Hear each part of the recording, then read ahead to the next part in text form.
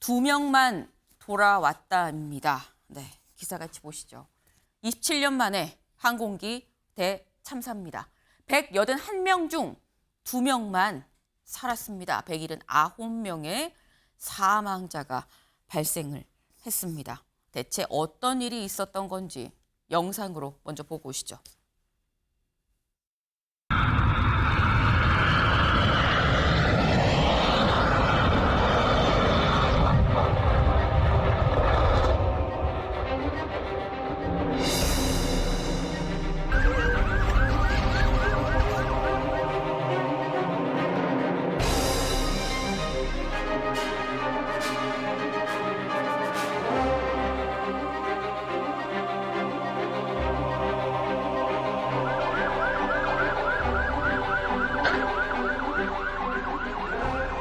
활주로 01 방향으로 당초에는 착륙을 시도하다가 관제탑에서 조류 충돌 주의 경보를 이렇게 줬다고 합니다. 주고 직후에 얼마 안 있다가 조종사가 메이데이 선언을 했다고 하고요.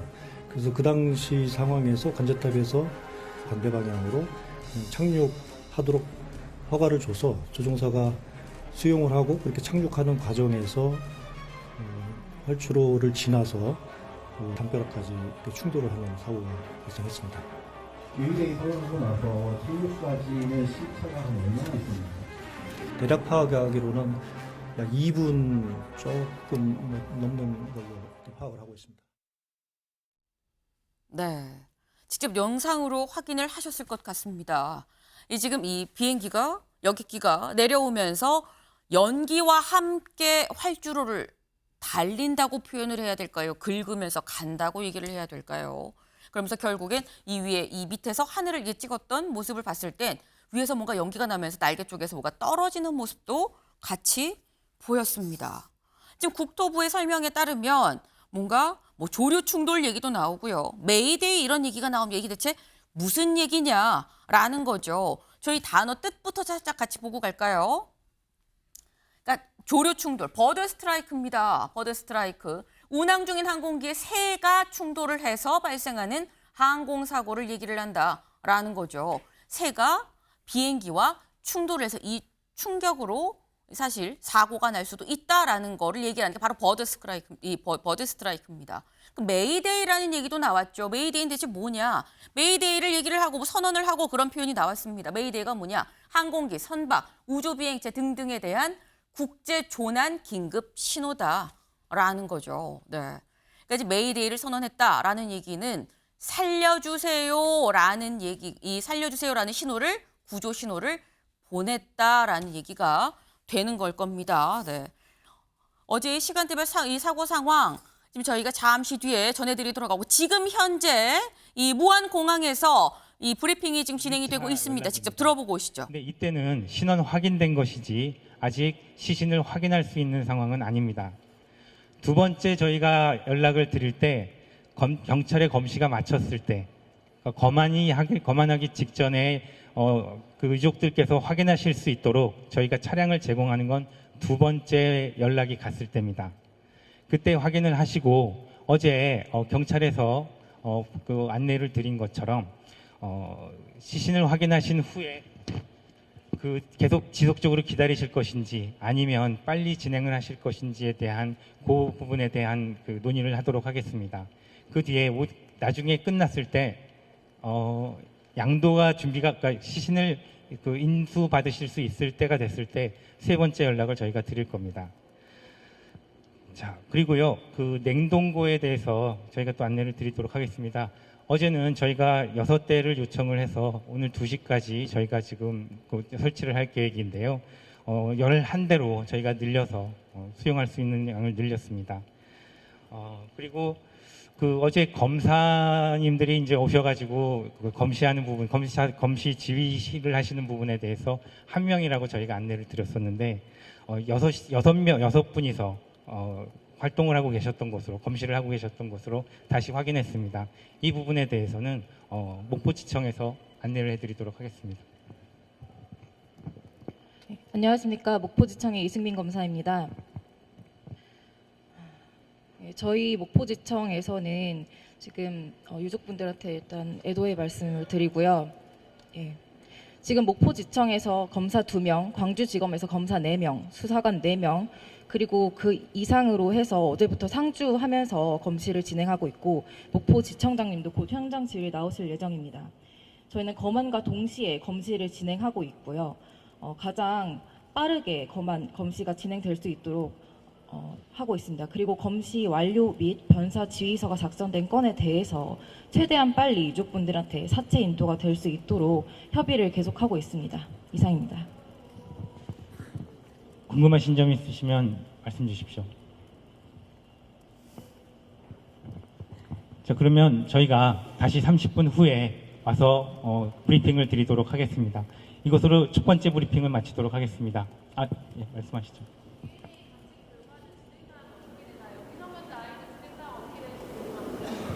그 부분은 저희가 업데이트를 해서 30분 후에 말씀드리도록 하겠습니다.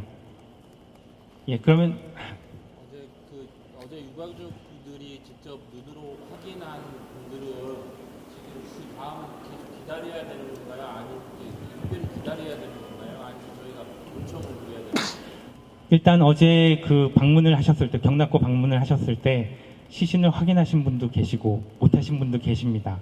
그래서 확인하신 분은 일단 확인하신 상태에서 그 가족 내부에서 결정을 하셔야 되고요.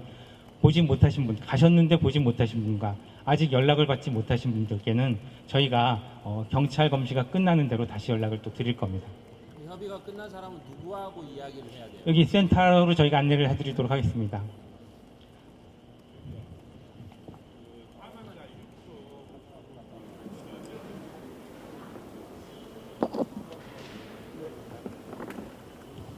네, 노송사 이정혜입니다.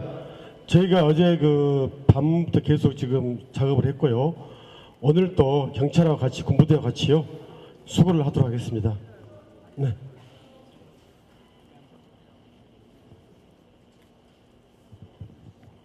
자, 그러면 일단 여기서 브리핑을 마치고요. 30분 후에 다시 뵙도록 하겠습니다. 기자님, 죄송하지만 이따가 저희가 기자 브리핑을 10시 반에 하니까요. 그때 질문 주십시오.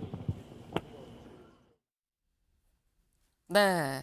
조금 전, 그러니까 지금 방금 이제 무안공항에서 이루어졌던 뭐 국토부, 목포지청 등등등 이 관련 부처가 다 같이 한 공동 합동 브리핑을 직접 들어보셨습니다. 그러니까 주요 내용은 어제 뭐 이 시신 검시를 뭐 몇 명이 나와서 했고 어떤 이런 약간 이런 부분들에 대한 부분들이 있었어요.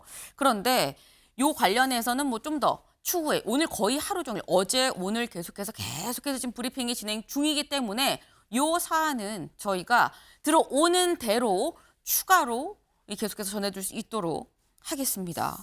그런데 저희가 지금 이 말씀드리는 중에 속보가 하나 나왔습니다. 속보가 하나 뭐라고 나왔느냐. 오늘 오전 6시 30분, 조금 전이죠. 1시간 30분 남짓입니다. 오늘 오전 6시 30분 제주를 향하던 제주항공의 여객기가 긴급 회항을 했다는 소식이 지금 들어왔습니다. 김포에서 출발한 김포에서 제주를 향하던 제주항공 여객기가 긴급 회항을 했다라는 건데 왜 회항을 했는지가 사실 중요한 거겠죠. 회항을 한 이유를 보니까 랜딩 기어 문제인 것 같다라는 얘기도 지금 나오고 있습니다. 네.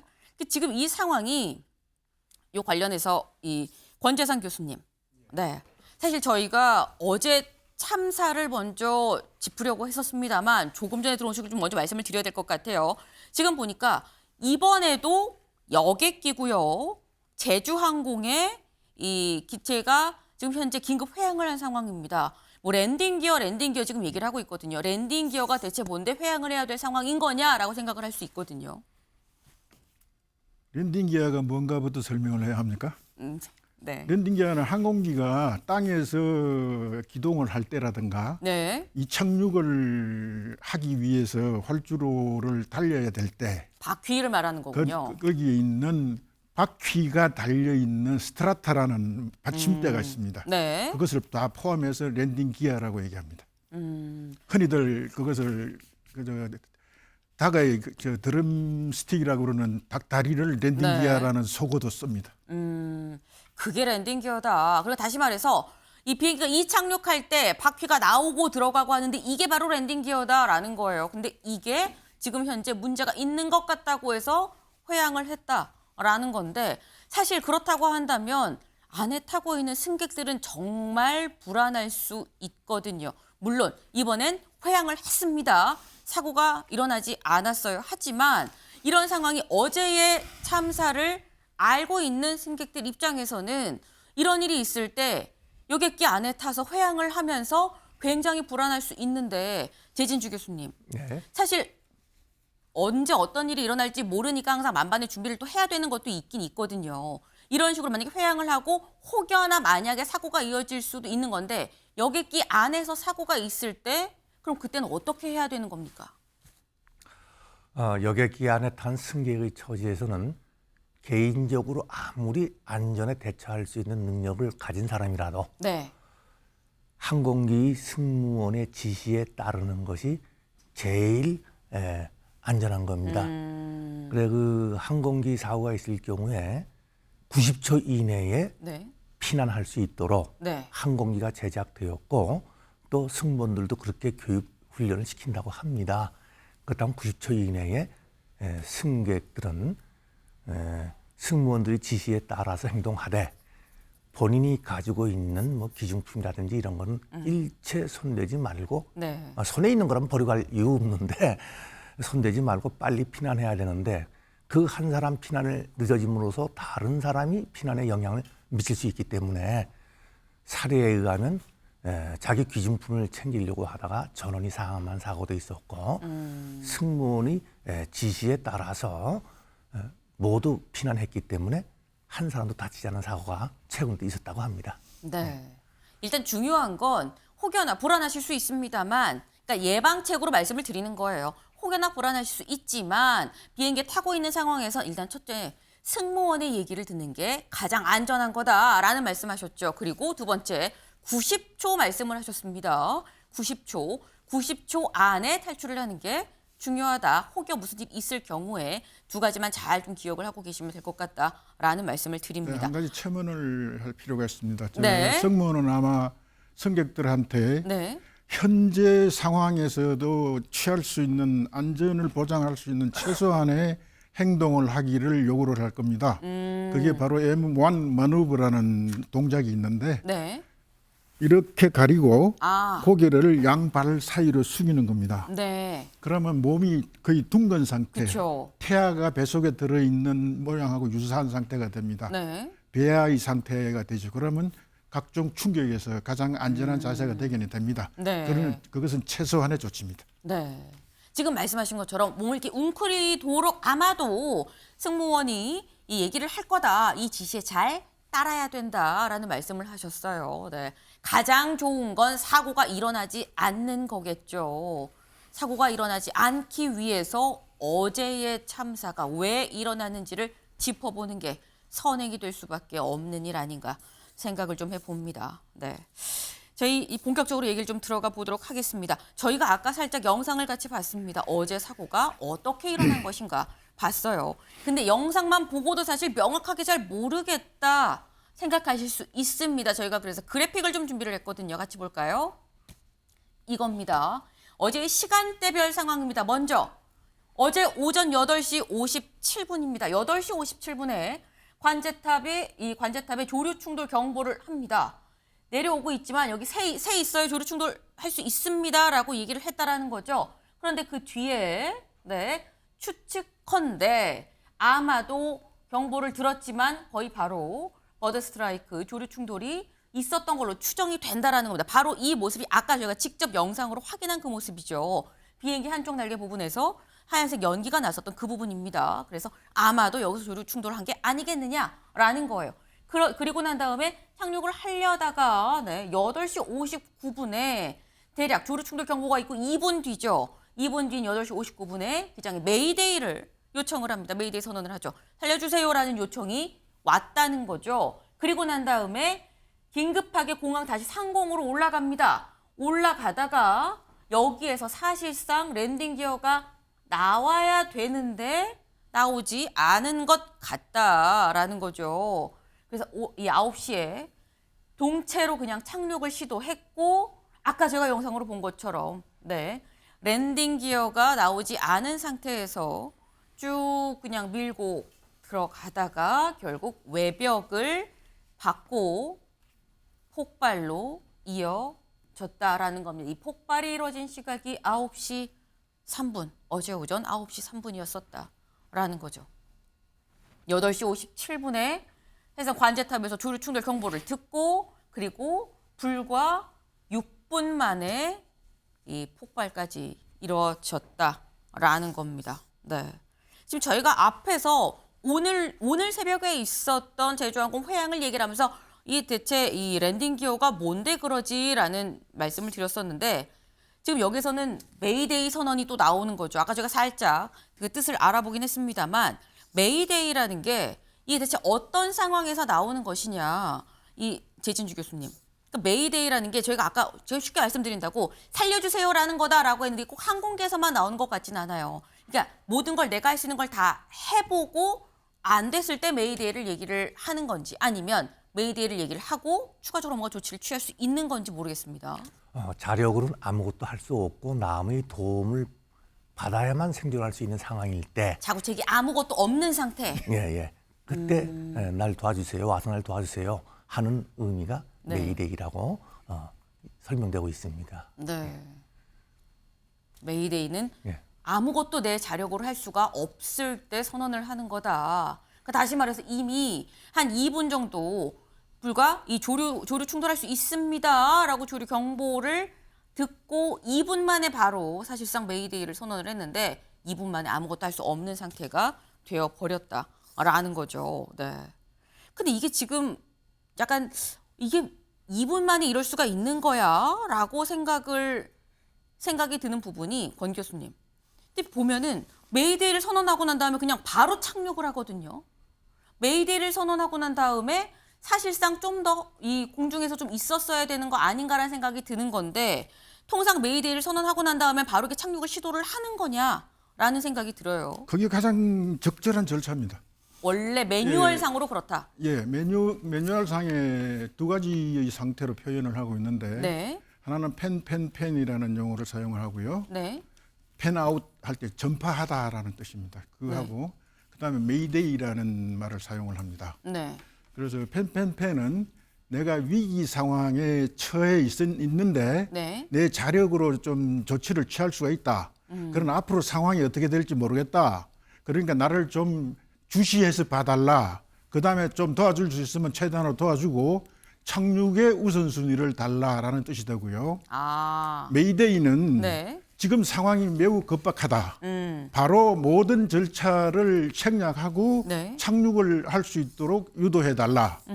그리고 주변 사람들한테 그것을 선포를 하면 네. 다른 항공기들은 피해주고 네. 지상에서는 그 항공기에 대한 조언을 해주거나 조치를 해줄 수 있는 상황들을 전개를 합니다.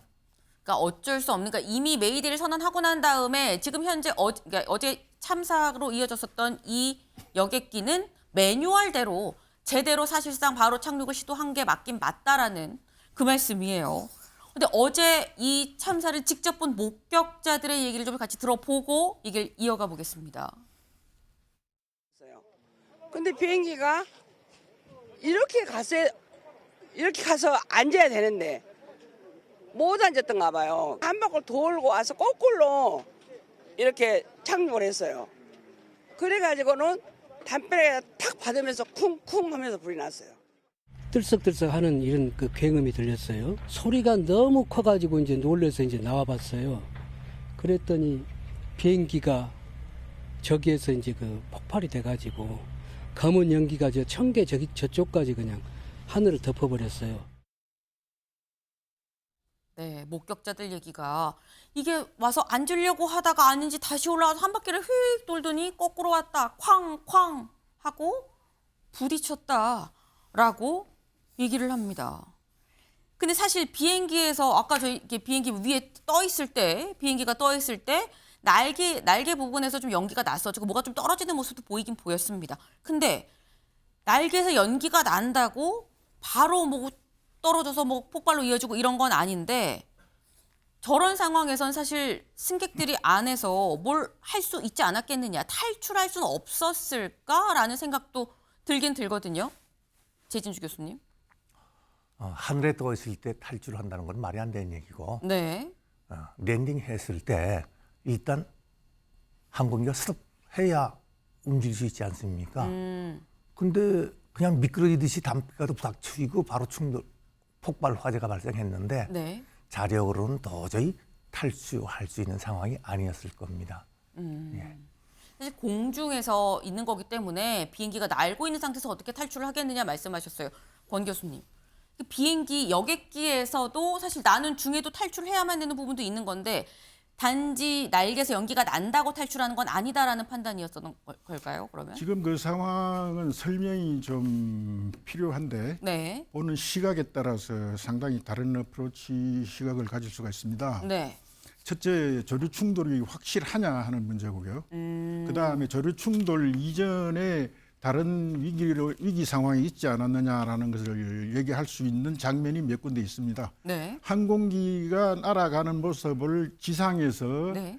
관측자가 배면 가까운 각도로 사진을 찍은 게 쭉 보이는데, 그렇죠. 아래서 찍었죠. 예, 그게 보이는데 그 상태에서 바로 오른쪽 엔진에서 연기가 나오고 불꽃이 나오면서 조그마한 파편이 하나 뒤로 튀는 것이 네. 보이고요. 네. 왼쪽 엔진에서도 불꽃이 잠깐 보입니다. 아하. 네, 그래서 그것은 어떻게 해석을 하느냐 하면 네. 오른쪽 엔진이 FOD라고 외부에서 이물질이 들어가서 항공기 엔진의 내부를 손상시켜서 네. 회전을 방해를 함으로써 네. 불꽃이 안에서 완전 연소가 돼야 될 것이 뒤에까지 뻗쳐 나가는 경우가 있고 아. 그때 생긴 파편이 튀어나가는 경우도 있습니다. 네.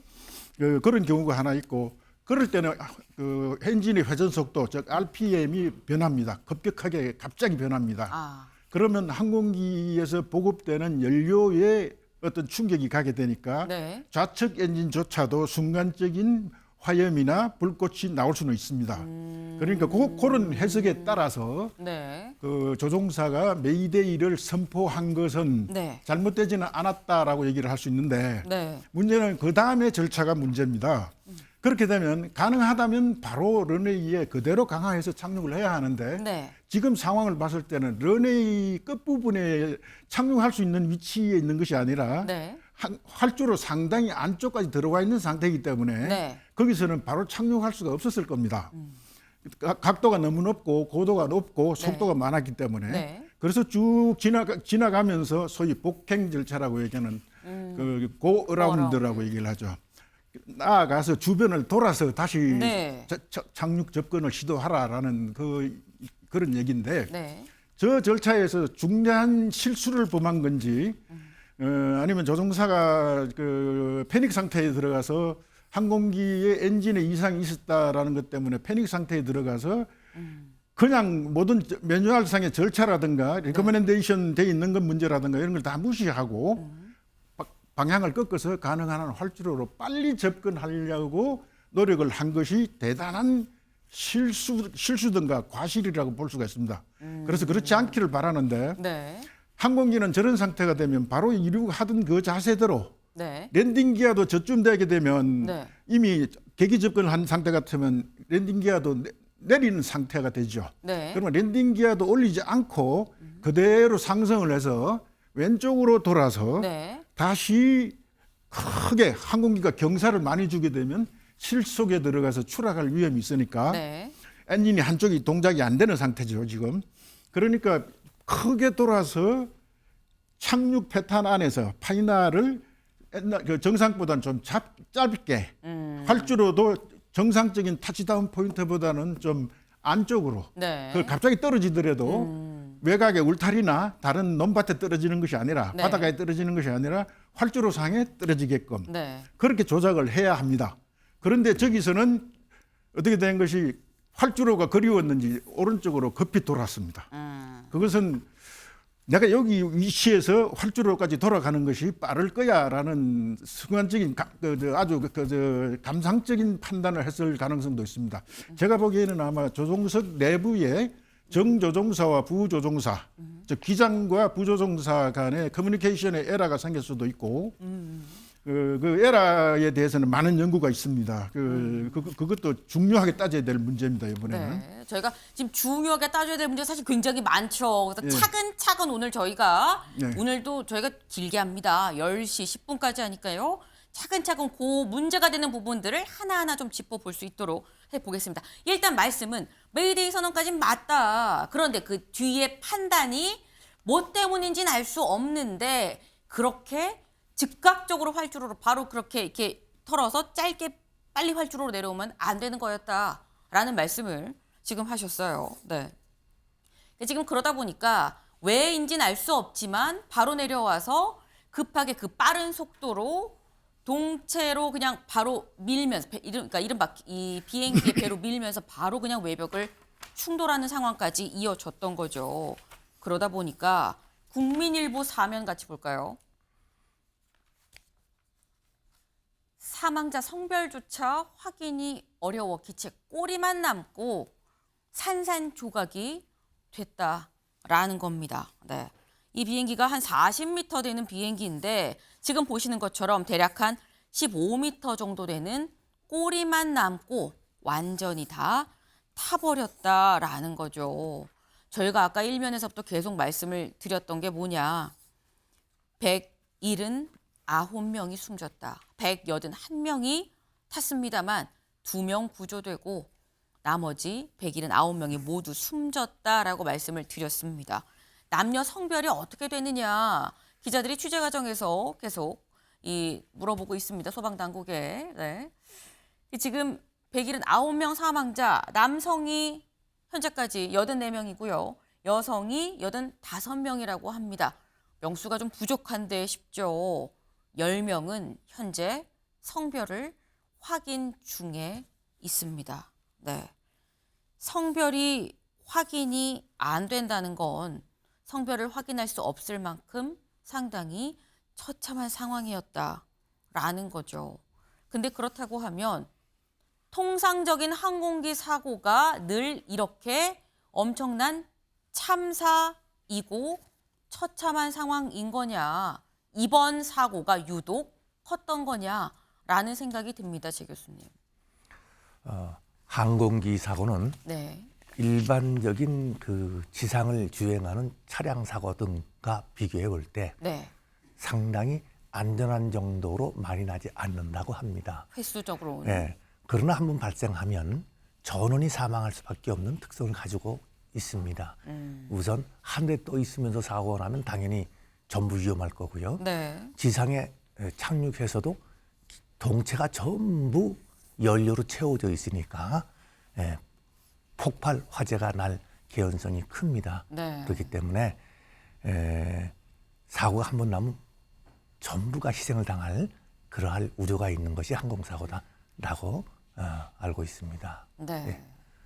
차 사고보다는 사실 빈도적인 측면에서 확률적인 측면에서는 현저히 낮다고 할 수 있지만 하지만 한 번 사고가 나면 폭발로 이어지기 쉽기 때문에 상당히 많은 인명 피해를 갖고 올 수밖에 없다라는 말씀을 하셨습니다.